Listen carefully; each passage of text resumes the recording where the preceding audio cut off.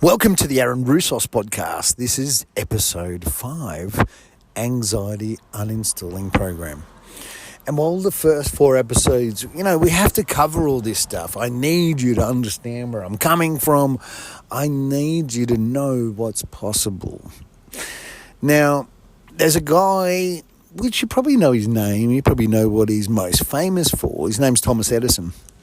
Now, Thomas Edison was one of the most prolific patent holders in our history. For those that don't know, he was an inventor. He loved inventing stuff, patenting things, but it didn't always work out like that.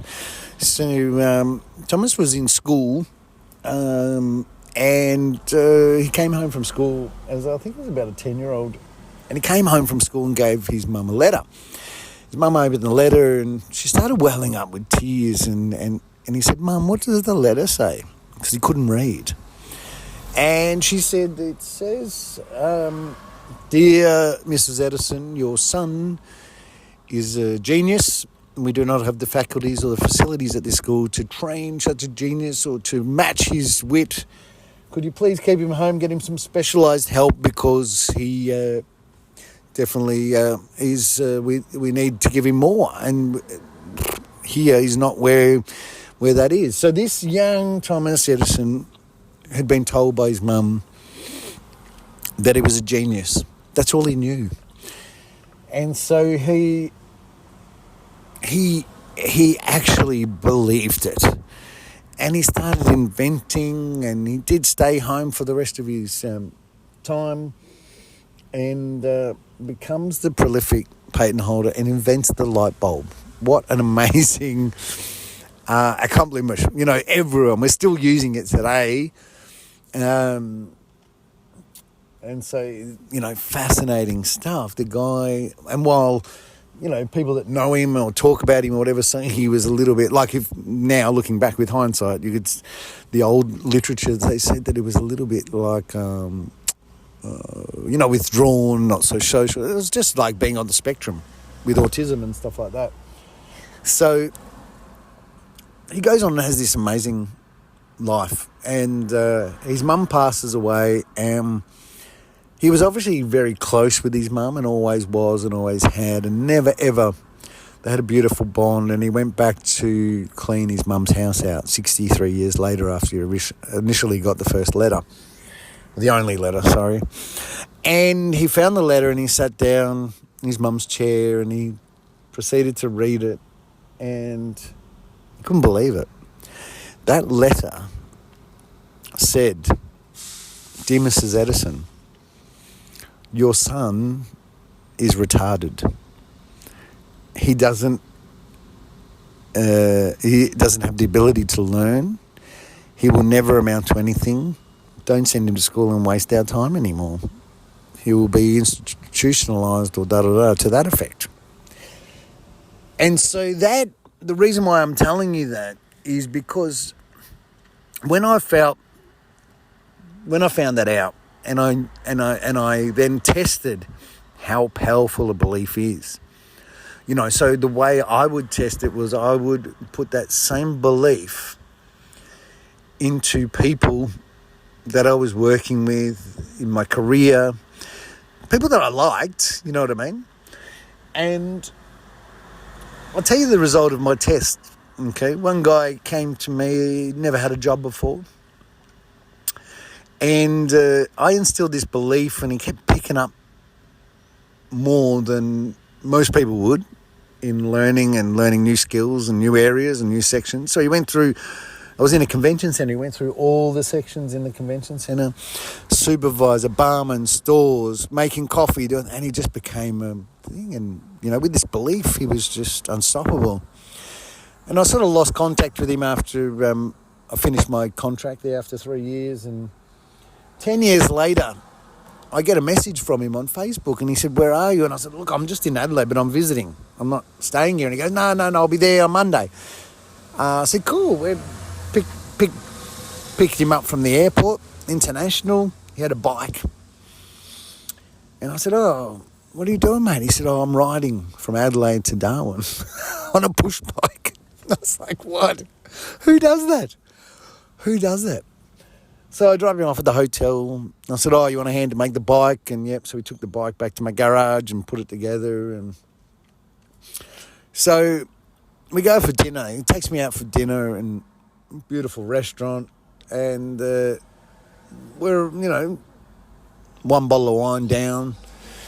And he said, I flew across the world to come and see you. He goes, I might not have done the bike ride if you weren't here at this time or come to another part of Australia to see. He goes, but I came to ask you one question. And I said, yeah, what is it, mate? He said, what did you see in me? And I said, what do you mean? And he said, well, you obviously saw something in me, and I would love to know how to identify that in other people, because I'm the general manager of the biggest Hilton hotel in the world. I've just won $50,000 American dollars for being employee of the year in that company. I am now seen as the go-to guy for new hotels. I can work not only for that company but any other company because of my reputation, even as an Asian specialist. He's Taiwanese, but obviously he's opened one in Korea, Tokyo. So I had to turn around and I had to tell this guy that you could have been anyone.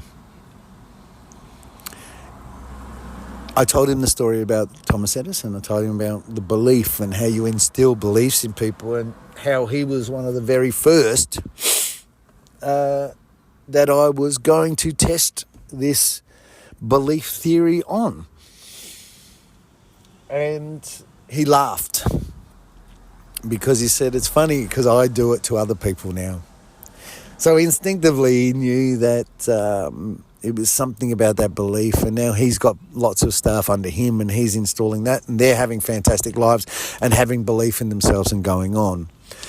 So I guess that story of belief is really, really important, because if you believe that you can heal yourself right now of an anxiety disorder, then the universe, according to physics and I guess the energy and frequencies and thoughts and verbal words and stuff, if you believe it, then you're almost guaranteed that you'll get it. So playing the game to believe is very different. And so the reason and the way that I learnt to really believe in something that I hadn't seen yet with my own eyes, because it's like called blind faith, yeah? You're having faith in something to actually happen before. And so what gave me blind faith, knowing that I was going to heal myself in these 14 days, was the place that the information came from. That gave me the belief, okay? So I'm, the first instance of me ever going to heal myself of this disorder was me coming across a doctor that had written some books, because he was in a coma, and the whole coma situation, he thought he was having 3 or 4 week holiday and journey, but it was a matter of days, and the things that he saw were unbelievable. So he went and interviewed 3,000 people that had had near-death experiences, and tried to correlate the data and come up with certain things. And he's like, well, I'm pretty sure there's a unified field out there called the underlying infinite collective consciousness, which is like an energy base of the soul soup. And so that was the first instance that me, an atheist, had been presented with some form of other information to do with our existence, to do with, religion, spirit, or whatever. And I thought, well, I need to test it. So I started testing it, and then I was given things that couldn't have come from anywhere else. Like without a reason, you know what I mean? Beyond the reasonable doubt. There's no other way. And then there's obviously me putting them together into a program and it working gave me great belief. Okay. Now, you don't have this belief. You don't know me. You, even though I've got that much information out there, that much literature online, this has been the same message for 7 years. 7 years I've been knocking my head against a brick wall and no one wants to know. Not a great feeling, is it, for something that, is only going to benefit everyone but me. But I have suffered for 7 years. You think you heal yourself and you don't have to worry about panic attacks and the daily struggles and the low quality of life and you think that all that's gone. I'll be honest with you, I really find it very hard to know now, if I was given the choice whether to heal myself or not heal myself, I don't know which way I'd go. Because the pain and anguish of having the disease, I didn't want to be here.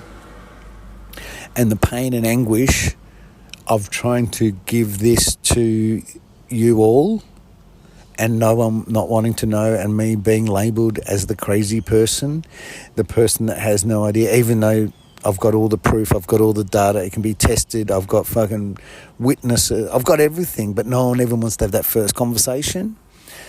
So, those two choices, either way, I've got no life. Either way. You know what I mean? For another nearly 7 years I've been healed, I've still had no quality of life whatsoever. If anything, it's probably been worse than when I was sick. So I'm thinking, is me healing a curse? Is it something good? Why do I keep going? Why do I keep going? I mean, I've given up a lot of times.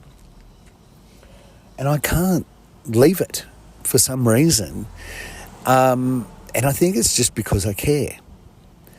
And just because the world's like that doesn't mean I have to stoop down to the world's level and be a shallow, dumb shit who doesn't want to know anything. All right? You've all been conditioned. I was too. It's a conditioning, right? And that conditioning makes you say and react to certain things in the same way. We are like little fucking puppets. You have no idea.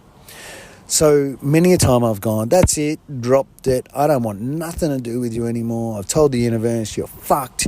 You fucking can't even help me. You can't even fucking put a meal on the table while I'm fucking doing all this shit for humanity.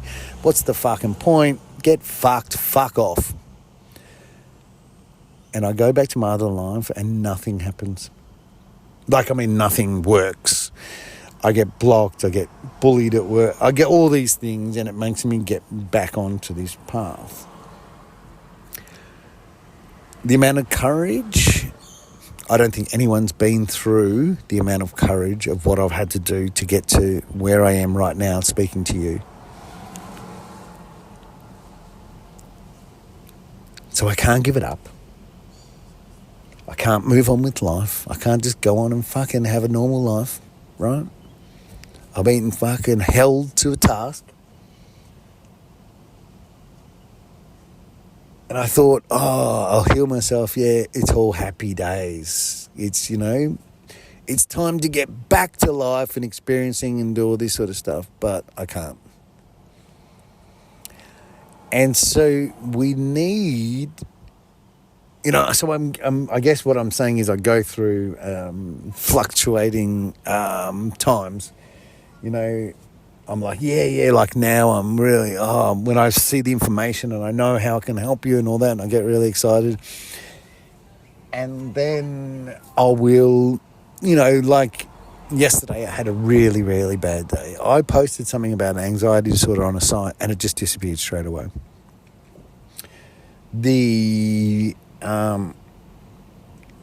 way that obviously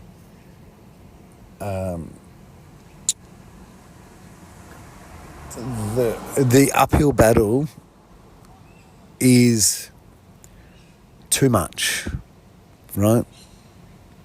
But I don't know why. I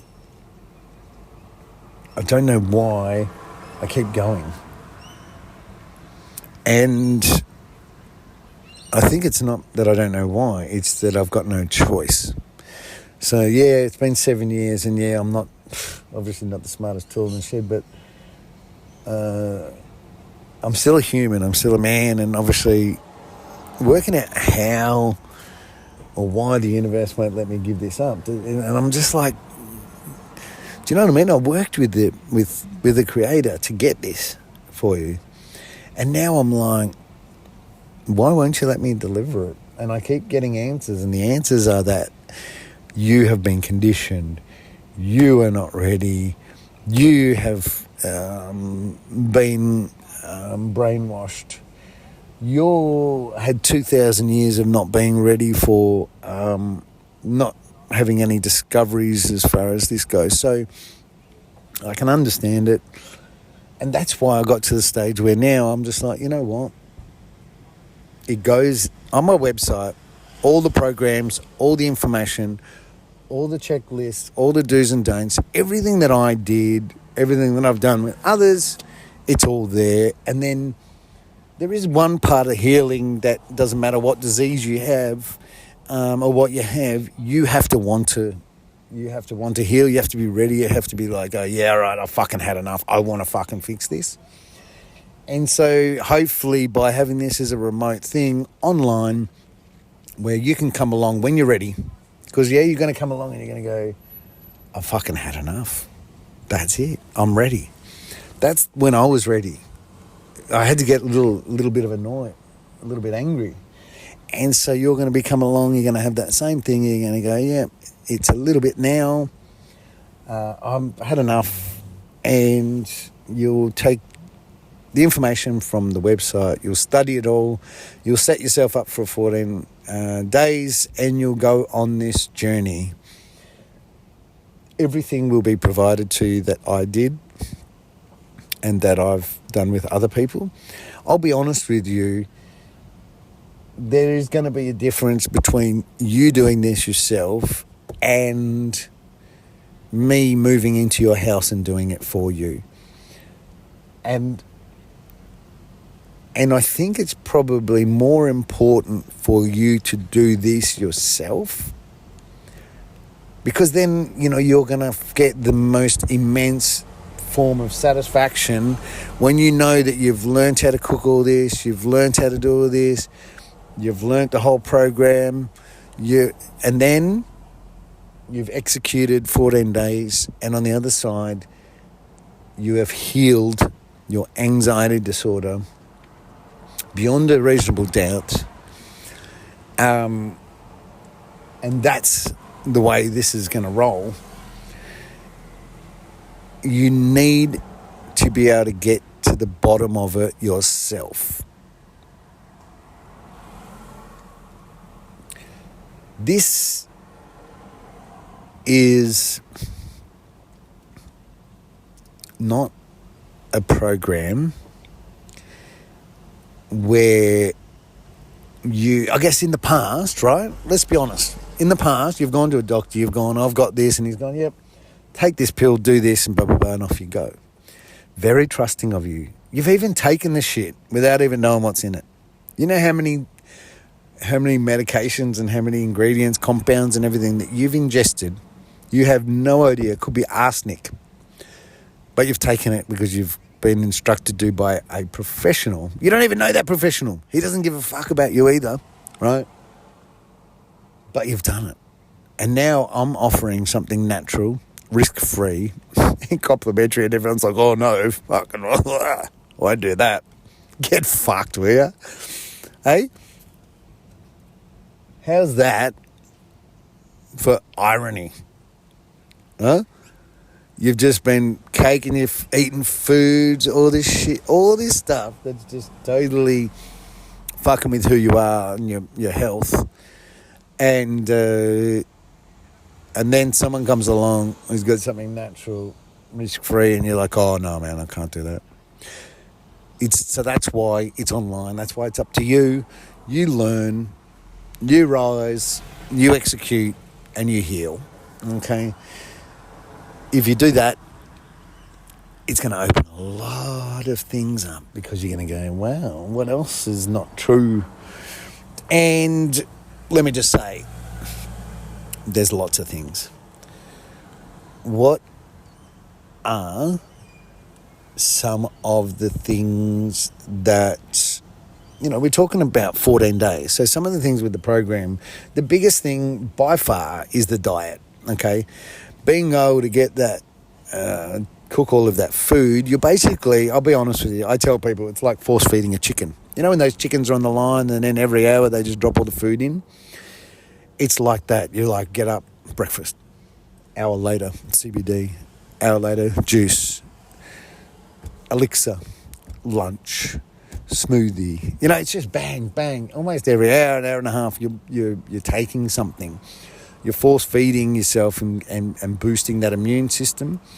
On day 8, it's getting to peak. On day 8, it's like crazy shit.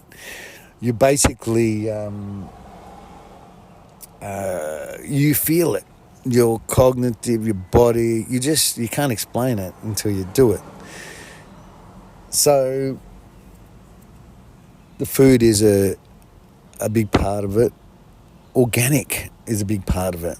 Why organic? Like if you look at ancient foods and bananas and peppers and all different fruit and vegetables and stuff to what they were or even what they are today in Peru, because that's one of the most untouched natural places where food is still grown the way it was anciently. So all the food organically to where it is today into genetically modified versions as well. And unfortunately, some of the biggest crops of genetically modified foods are corn and potato and all these things that are eaten on mass scale all around the world. Now, genetically modified foods, when they're taken, once again, it's not going to be a big impact with 20 other unnatural things. It's still just aiding it. Like with electromagnetic fields, your fucking phone, the chemical reactions with social, everything that's unnatural for a natural system. So we need to get rid of that. And we're never going to be able to heal ourselves of lots of things until we learn the facts. And the biggest fact of all is that, unfortunately, the reason why we haven't found some of these cures is because they're always causes. So it's always a group of things. So there's always multiple causes. And with the causes, there's always a group of them or a handful of them that you do every day as part of your life, and you're sort of addicted to it. That's where it gets a little bit tricky. I'll give you an example. When I first put this program out, and I had, obviously, I've never evangelized, I've never gone out there with it, but I've had a few friends, or I'd be working in a restaurant, they go, my brother's, anxious, he hasn't left home for a while, I got this, that, the other. And would you believe that over 50% of people said no thank you because they couldn't put their phone down for a week? They basically looked at all the things and went, oh yeah, that's all natural, risk-free, can't really hurt, but I can't see that making an impact. Well, if you can't see it, it's not going to work. Remember I told you about belief? If you look at the whole program and it's all natural, it's all pretty, that's not going to work. It's not going to work.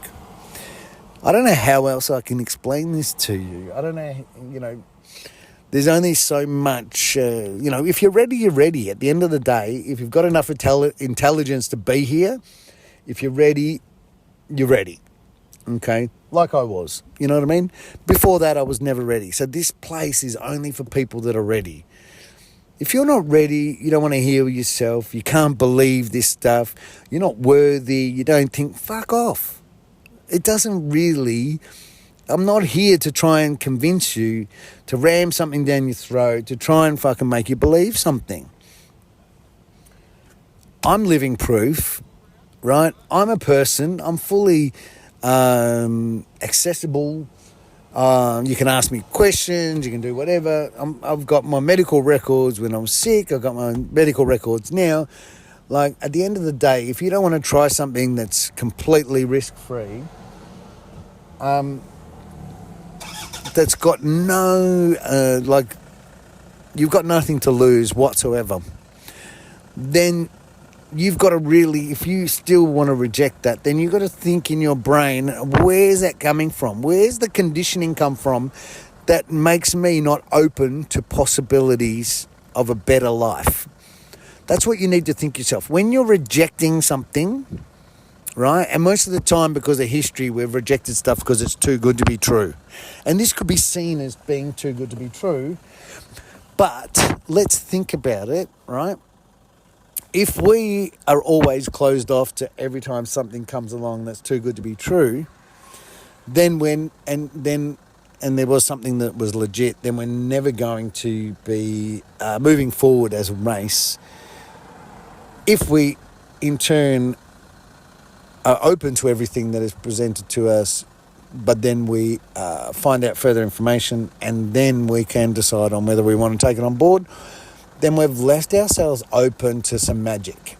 Okay, at the moment, the magic's coming along and everyone's closed off to it.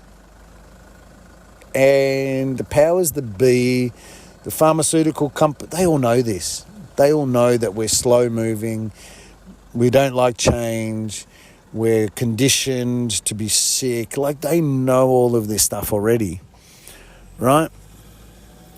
So in some ways, you know, when I contacted a pharmaceutical company and said, look, hey, guys, you better, come with me, do with what I'm doing and be part of the solution. Otherwise, you're going to have, $500 billion is going to drop out of the market overnight when my discovery comes out. And what do you think the pharmaceutical company did? Do you think they went, oh, shit, Aaron, what do you got? They didn't even look at what I got. They just laughed at me. They just laughed at me as if to say, good luck getting that through, mate, because we know the way the world works. We know how everyone's conditioned. And all those sick people are going to stay sick and we're going to make fucking billions out of them. And that's you. That's you listening to this. That's how much these people actually care about you. You are there to drain every mass dollar out of the economy, put it into a group that gives them power over man. So that is the reason that these power-hungry big businesses got that way, and also they know that the more I jump up and down as a conspiracy theorist talking about pharmaceutical companies, the more you don't like that energy and you look at me as a conspiracy theorist and you forget about the problem that I brought up in the first place, and that's that the pharmaceutical company being so big, they basically, I don't know how many times over the history of medicine have they come out with something, and I can give you all the individual cases, but I'll just tell you sort of the way it works. So they've come out with something. It hasn't been that good for us. It's killed hundreds of thousands of people. They turn around then and pay compensation of millions and millions of dollars. And that product that killed 800,000 people, they paid hundreds of millions of dollars in compensation, still turned a $1.1 billion profit. That's what you're dealing with, right? These people would have to be narcissists, sociopaths to be in these jobs, right? Like even me, I've worked for big companies before. There is a way that big companies can isolate all the narcissism and all the control and everything to a board level and make it seem that down on the ground, the reps, the people on the ground doing the job are part of a well-being and environmentally protective group or something. Yes, it happens. A lot of corporations are like that. They will rape and pillage, and then they will be seen or do something to say that they are a corporate social responsibility. They'll put one little exercise that makes it perceive that they are doing something. And guess what? At the end of the day, they're no better than anyone else. But you trust them all. You love them all. And I did too. I'm not saying when I'm pointing the finger at you and I'm saying you're the one that's doing this, you're the one that's suffering, I'm not doing and saying that and having a go at you. You know, I'm saying I was there. That was me not so long ago. Not even 7 years ago exactly. I was a different person, and yeah, I'm glad I'm here now. But yeah, it's not over. It's not over. But when I drop this program and I finalise this program on the website, it will be over, and that's when everyone around the world starts healing themselves. And as you all start healing yourselves, and it all starts coming to light, it'll get bigger and bigger and bigger and bigger and bigger. And there's a new world. And that's what this is about. So in the next podcast, we're going to get into the program. Let's tick off the list of all the things that we need to tick off as far as knowledge and knowing. And then we'll start planning for our 14 days. This is Aaron Roussos, the Aaron Roussos Podcast, the Anxiety Uninstalling Program, the first cure in human history on the planet Earth. Part of history. Fantastic.